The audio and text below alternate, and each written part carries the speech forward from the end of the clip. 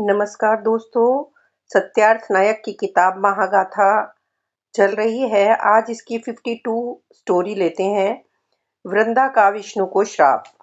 क्या भगवान भी कभी छल कर सकते हैं? और अगर करते हैं तो क्या एक भक्त उन्हें श्राप दे सकता है? हम आज बात करेंगे महागाथा के उस अध्याय की जहां एक पवित्रता स्त्री वृंदा का विश्वास टूटता है और उसका श्राप भगवान विष्णु तक को बदल देता है। यह कहानी सिर्फ कहानी नहीं बल्कि धर्म, नीति और कर्म के बीच के संघर्ष की गहरी सीख है। वृंदा असुर राज जालंधर की पत्नी थी, एक अत्यंत पवित्रता और सच्ची भक्त। उसकी पवित्रता और तपस्या की शक्ति से जालंधर को कोई देवता हरा नहीं पा रहा था। देवताओं की हार से परेशान होकर भगवान विष्णु एक कठिन निर्णय लेते हैं। वे जालंधर का रूप धारण करके वृंदा के पास जाते हैं। वृंदा उसको अपना पति समझकर उनका स्वागत करती है, लेकिन जब सच्चाई पता चलती है तो उसका विश्वास टूट जाता है। उस क्षण में एक भक्त का दिल टूटा और वह भगवान को ही श्राप दे देती है। वृंदा विष्णु को श्राप देती है कि वे पत्थर बन जाएं, जिससे शालिग्राम की उत्पत्ति होती है। साथ ही वह स्वयं भी अग्नि में समा जाती है और तुलसी के रूप में पुनर्जन्म लेती है। तो आइए कहानी शुरू करते हैं। वृंदा का विष्णु को श्राप। पार्वती ने देखा कि शिव की आयु बढ़ रही थी। कैलाश की गुफाओं में पाषाण हो चुकी टपकते हुए जल की बूंदों की भांति शिव के सिर से चांदी से बाल लटक रहे थे। चेहरे पर झुर्रियां उभर आई थी। उनका स्नायु तंत्र दुर्बल होने लगा था। यहाँ तक कि चंद्रमा और सर्प भी अब दिखाई नहीं देते थे। स्वामी, आप अपना रूप क्यों बदल रहे हैं? इंद्र के लिए। इंद्र? हाँ, वे मुझसे मिलना चाहते हैं और आज बृहस्पति के साथ यहाँ आ रहे हैं। मैं उनकी प्रतीक्षा कर रहा हूँ। आप क्या करेंगे? वही जो मैं अपने भक्तों के साथ करता हूँ, उनकी आस्था की परीक्षा। देखते हैं उनके मन में मेरे लिए कितनी भक्ति है। मुझे देखना है क्या वे मुझ में आए परिवर्तन के बावजूद मुझे पहचान सकते हैं। शिव पर्वत की तलहटी में बैठे थे और कि उन्होंने दोनों को आते देखा। देवताओं के राजा और देवताओं के गुरु। इंद्र की दृष्टि कैलाश के शिखर का अवलोकन कर रही थी। वे सामने बैठे व्यक्ति को देख नहीं पाए और शिव से टकरा गए। ऋषिवर, मुझे क्षमा करें, इंद्र ने कहा। मैं आपको देख नहीं पाया। आपको चोट तो नहीं लगी? शिव ने आंखें बंद कर ली। मैंने पूछा कि मेरे कारण आपको चोट तो नहीं आई? शिव की आंखें बंद रही। क्या आप बधिर हैं? आपने सुना नहीं मैंने क्या कहा? शिव की आंखें अब भी बंद थी। कोई मेरी इस तरह अवमानना नहीं करता, देवराज ने क्रोध में भरकर कहा। इंद्र पीछे हटे और उन्होंने अपना वज्र उठा लिया। वज्र आगे बढ़ा किंतु अचानक स्तंभित हो गया। वह ध्यानस्थ आकृति से सिर्फ 1 इंच की दूरी पर ठहरा हुआ था। वह आगे से मुड़ गया मानो ऋषि के समक्ष झुक रहा हो और फिर गायब हो गया। शिव के नेत्र खुल रहे थे, मस्तक धड़क रहा था। उनकी उंगलियां हाथ में पकड़े एक फूल को मसल रही थी। सहसा उनका तीसरा नेत्र खुल गया। महादेव, बृहस्पति ने कहा, यह तो महादेव हैं। शिव के तीसरे नेत्र में अग्नि द्वीप प्रज्वलित हो चुका था। फिर उसने भयानक अग्नि का रूप ले लिया और इंद्र को भस्म करने के लिए वह शिव से अलग होने लगा। दया कीजिए, ऊष्मा उनके तन को झुलसा रही थी।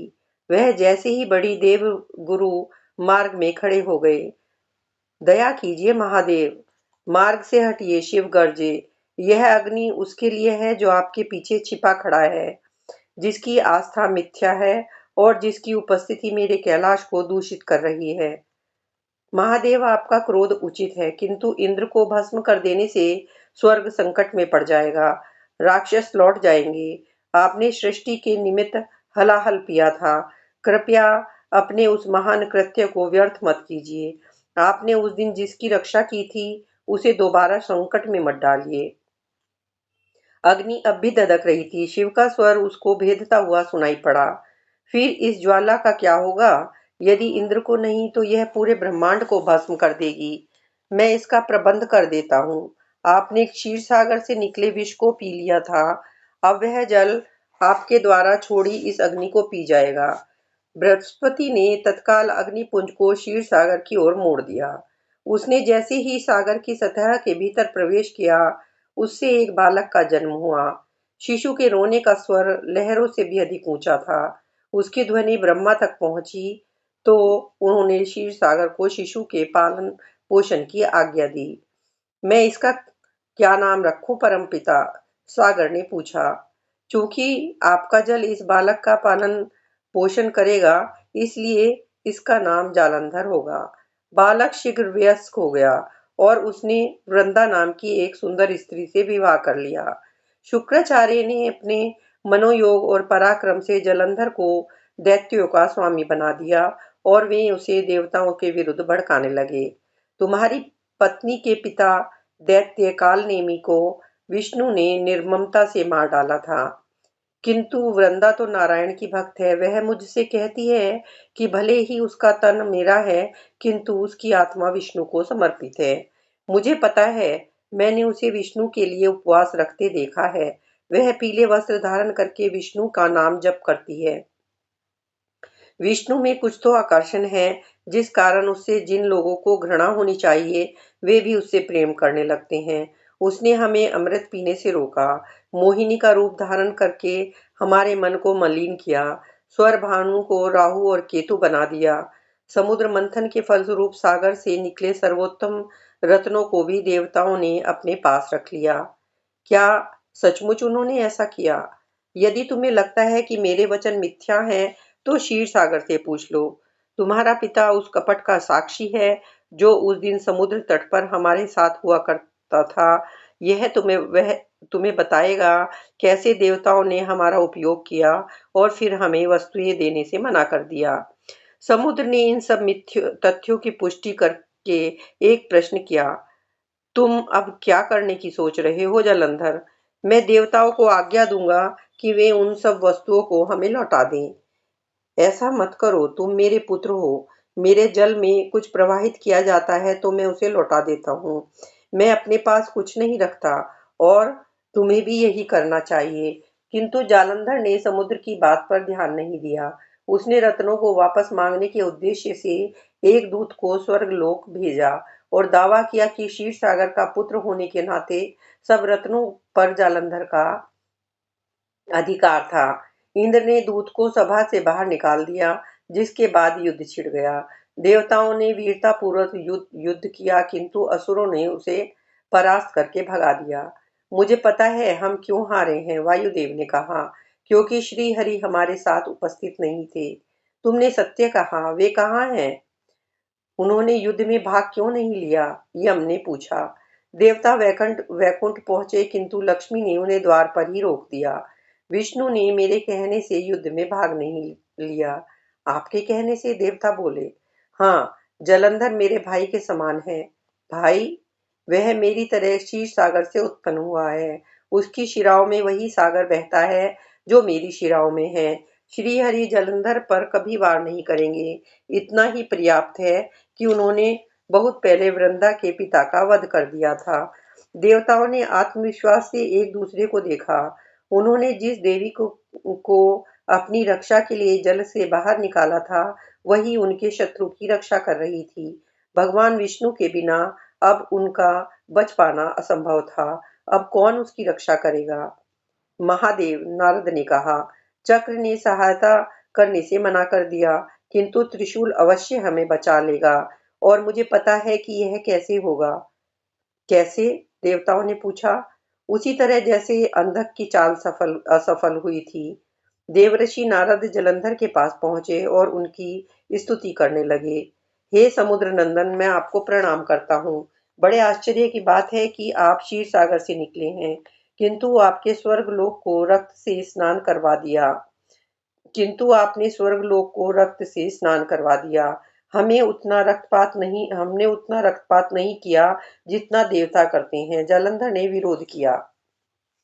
आज आपके पास सब कुछ है, किंतु मैं आपके लिए दुखी हूँ। सब कुछ होकर भी आपके पास कुछ नहीं है।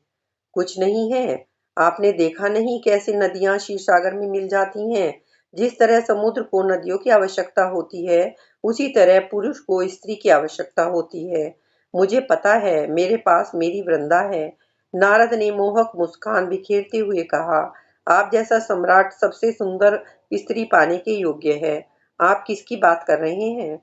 पार्वती की। फिर देवऋषि पार्वती के आकर्षण को की प्रशंसा करने लगे।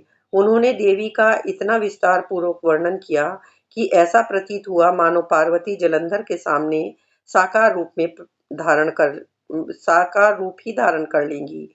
उनका प्रत्येक मनमोहक अंग स्वयं को जैसे प्रकट कर रहा था।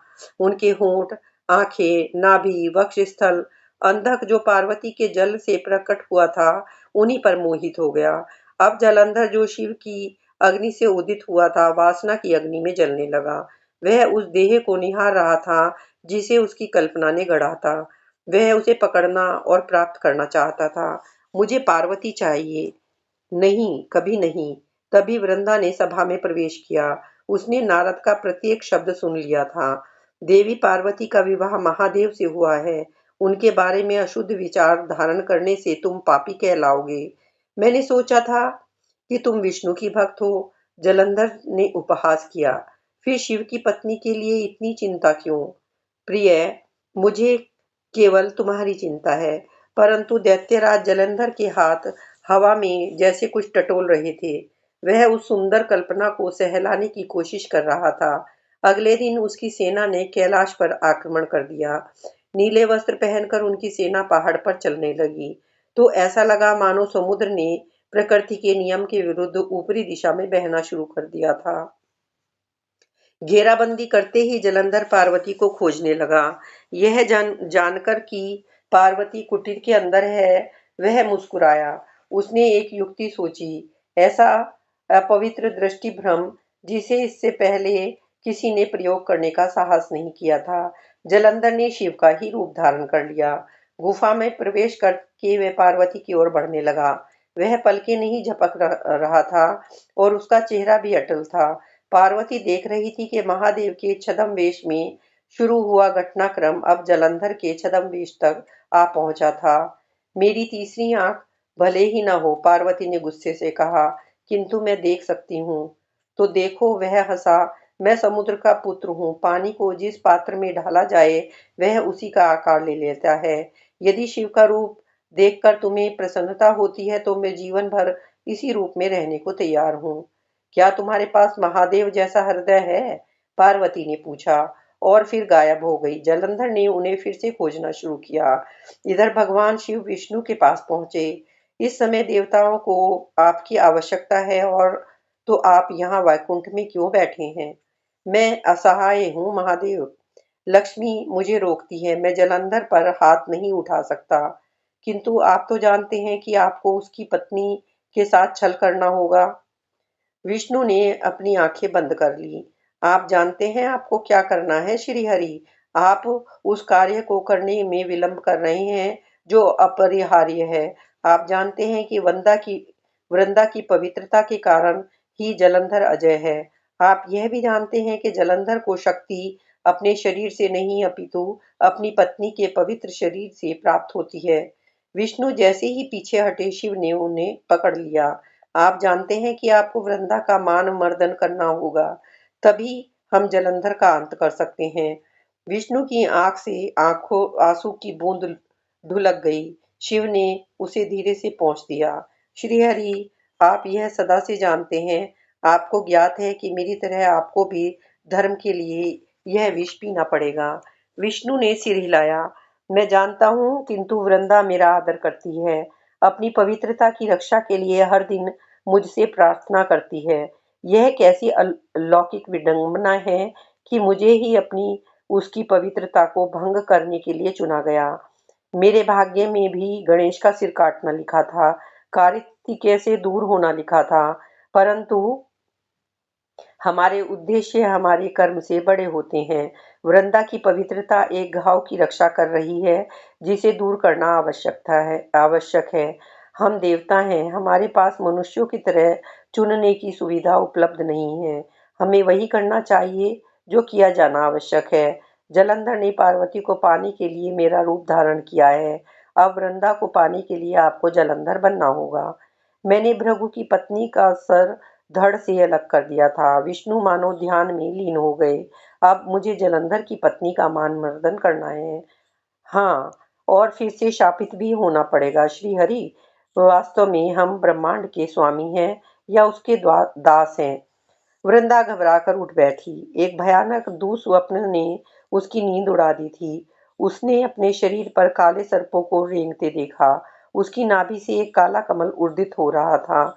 काले फूलों से सजा जलंधर वृंदा के सामने खड़ा उसे देख रहा था। तभी एक काले रंग के चक्र ने वृंदा के शरीर से मांस का एक टुकड़ा काट कर गिरा दिया। बिस्तर पर रक्त का धब्बा पड़ चुका था। वृंदा आंखें मलते हुई उठी तो उसे अपने पति की आवाज सुनाई दी। प्रिय। वह उठ बैठी। आप वापस आ गए? हाँ। युद्ध का क्या हुआ? देवी पार्वती का क्या हुआ? मैं युद्ध छोड़कर पीछे हट गया। पीछे हट गए? आपने ऐसा तो पहले कभी नहीं किया। कभी कभी वह करना चाहिए वृंदा, जो हमने कभी नहीं किया। पार्वती आकर्षक है, किंतु मैंने उसे जितना अधिक देखा, मुझे उतना ही अधिक तुम्हारा चेहरा याद आया। तुम्हारी आंखें, होंठ। मैं गलत था। वह तुम्हारे सामने कुछ भी नहीं है। उसके पास न तुम जैसा तन है, न आत्मा। मुझे आत्मा के बारे में तो नहीं पता। वृंदा ने जालंधर को पकड़ लिया। मैं केवल शरीर को देख सकती हूँ। मुझे केवल शरीर का स्पर्श पता है। जालंधर ने बाहें फैला दी। चलो वृंदा, सब प्राणियों की तरह हम भी एक हो जाएं। अब तुम और मैं मायने नहीं रखते, क्योंकि सब एक हैं और सब एक ही सब कुछ है। वृंदा को जालंधर के तन में से सागर की गंध आ रही थी। उसे वह सुगंध पसंद थी। जैसे ही दोनों आलिंगनबद्ध हुए, कैलाश पर मौजूद जालंधर नीचे गिर पड़ा। उसकी शक्ति समाप्त हो रही थी। ऐसा लगा अचानक उसके भीतर कोई घाव हो गया, जिसमें से उसकी शक्ति बाहर निकल रही थी। वृंदा की प्रसन्नता बढ़ रही थी, किंतु जालंधर की पीड़ा उसे खा रही थी। उसका रूप भंग हुआ तो वह पूरी तरह बिखर गया। उसके मुख से भयानक चीख निकली। वृंदा। जिस तत्व ने उसे घेरा हुआ था, वह भंग हो चुका था। शिव ने अपना त्रिशूल उठाया और जालंधर के वक्ष को भेद दिया। जालंधर का सारा तत्व शिव में विलीन हो रहा था। वह शिव के तीसरे नेत्र में लौट रहा था, जहां से वह बाहर निकला था। अचानक कैलाश पर गर्मी की लहर दौड़ गई। वह बर्फ को काट रही थी और पहाड़ को पिघला रही थी।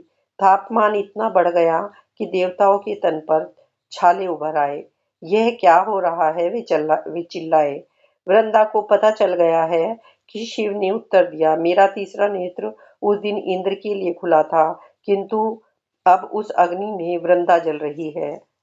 वृंदा विष्णु को घूर रही थी। उसने जिन लपटों का आह्वान किया था, वे उसे भस्म कर रही थी। वह दहाड़ उठी। नारायण, आप मेरे प्रभु थे। आपने मुझे यह शरीर दिया।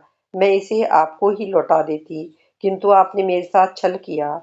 आप अपने भक्तों को विश्वास करने को कहते हो, किंतु आपको ही मुझ पर विश्वास नहीं था।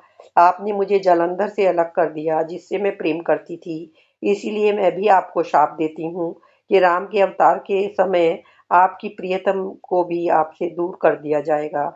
जिस तरह आपने किसी और की पत्नी को भ्रमित करने के लिए रूप बदला है, उसी तरह कोई रूप बदलकर आपकी पत्नी को भ्रमित कर देगा। आप भी मेरी तरह विलाप करेंगे और आप अपने हृदय की तरह की ही भांति पत्थर के हो जाएंगे। कहानी समाप्त होती है। यह कहानी दिखाती है कि धर्म की रक्षा के लिए कभी-कभी भगवान भी कठिन और विवादित निर्णय लेते हैं, लेकिन हर कर्म का परिणाम होता है, चाहे वो भगवान ही क्यों ना हो। तो इस कहानी की सीख यही है कि सच्ची भक्ति से में ही अपार शक्ति होती है। विश्वास टूटना सबसे बड़ा दर्द होता है। उद्देश्य यदि सही हो, फिर भी गलत तरीके से पीड़ा दे सकता है। हर कर्म का फल अवश्य मिलता है। इस कहानी से मैसेज मिलता है कि धर्म सिर्फ जीतने का नाम नहीं, बल्कि सही तरीके से जीतने का नाम है। तो दोस्तों, ये थी वृंदा और विष्णु की कहानी। ऐसी गहरी और प्रेरणादायक कहानियां आप आगे भी सुनते रहेंगे। भक्ति की शक्ति देवताओं को भी झुका देती है। विश्वास टूटे तो भगवान भी कटघरे में आ जाते हैं। धर्म का रास्ता सही हो तो साधन भी सही होने चाहिए। Thank you so much for listening.